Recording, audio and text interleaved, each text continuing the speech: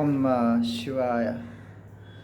ವಿಷಯ: ದುಡ್ಡಿನ ಹಿಂದೆ ಹೋದರೆ, ದುಡ್ಡು ಸಂಪಾದನೆ ಮಾಡಿದ್ರೆ ಆ ಕ್ಷಣಕ್ಕೆ ಮಜಾ ಸಿಗ್ಬೋದು, ಹಾಗೆ ಆ ಕ್ಷಣಕ್ಕೆ ಖುಷಿ ಸಿಗ್ಬೋದು. ಆದರೆ ಶಿವಶಕ್ತಿ ಸಂಪಾದನೆ ಮಾಡಿದ್ರೆ, ಶಿವನಾಮ ಜಪ ಮಾಡ್ತಾಯಿದ್ರೆ ಆ ಕ್ಷಣಕ್ಕೇನು ನಮ್ಮ ಜೀವನಕ್ಕೆ ಖುಷಿ ಸಿಗ್ತದೆ, ನಮ್ಮ ಜೀವನದ ಪೂರ್ತಿ ನೆಮ್ಮದಿ ಸಿಗ್ತದೆ. ನೋಡ್ರಿ, ನೀವು ಶಿವಶಕ್ತಿ ಸಂಪಾದನೆ ಮಾಡ್ತಿರೋ ಅಥವಾ ಹಣ ಸಂಪಾದನೆ ಮಾಡ್ತಿರೋ ಅಂತ ಈ ಕ್ಷಣದಲ್ಲೇ ನಿರ್ಧಾರ ಮಾಡ್ಕೊಂಬಿಡ್ರಿ.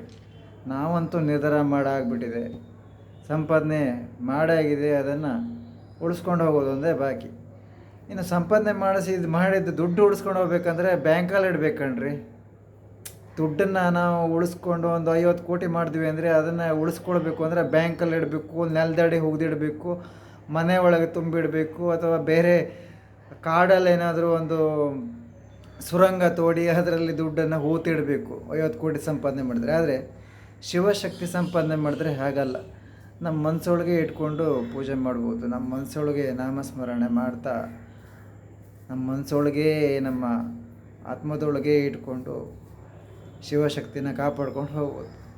ಶಿವಶಕ್ತಿ ಸಂಪಾದನೆ ಮಾಡೋದೇನು ದೊಡ್ಡ ಕೆಲಸ ಅಲ್ಲ. ಅರ್ಥ ಆಯ್ತು? ಮನಸ್ಸೊಳಗೆ ಶಿವ ಜಪ ನಿರಂತರ ಮಾಡ್ತಾ ಇದ್ಬಿಟ್ರೆ ಶಿವನ